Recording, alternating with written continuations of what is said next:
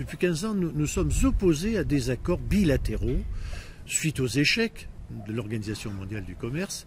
Nous sommes opposés à des accords bilatéraux avec l'Amérique du Sud, avec le Canada, avec les États-Unis et dans le cas présent avec l'Amérique du Sud. Pourquoi?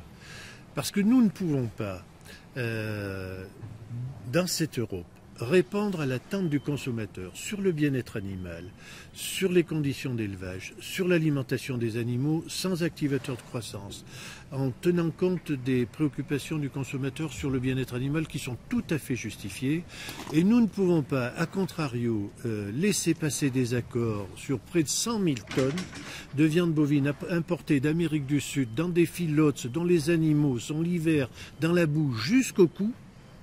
Moi, j'ai vu des fermes à Denver, au Colorado. J'ai vu des fermes en Uruguay ou au Paraguay, où j'étais il n'y a pas longtemps.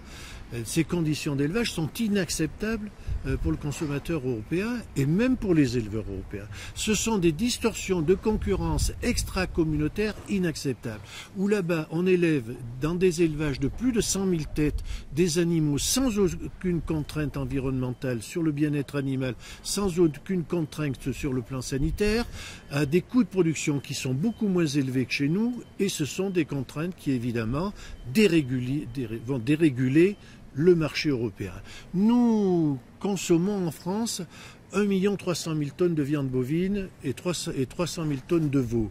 100 000 tonnes qui arriveraient sur le marché européen déréguleraient les prix à la production dans un contexte économique déjà extrêmement difficile pour la production de viande bovine, où nous avons d'énormes difficultés à rentabiliser nos exploitations dites familiales. Alors, deux cas de figure. Je vais être extrêmement sévère. Deux cas de figure où nous abandonnons notre système de production d'élevage européen, où nous prenons en compte les préoccupations environnementales et de bien-être animal et la sécurité sanitaire et alimentaire, ou alors, si on veut être compétitif, eh bien, on fait des filotes 100 000 têtes à la courtine, sans un bâtiment, sans 1 mètre carré, dans la boue jusqu'au cou, et l'été en plein soleil, et on sera compétitif comme l'Amérique du Sud. Mais il y a un moment donné, il faut trancher, il faut savoir ce qu'on veut.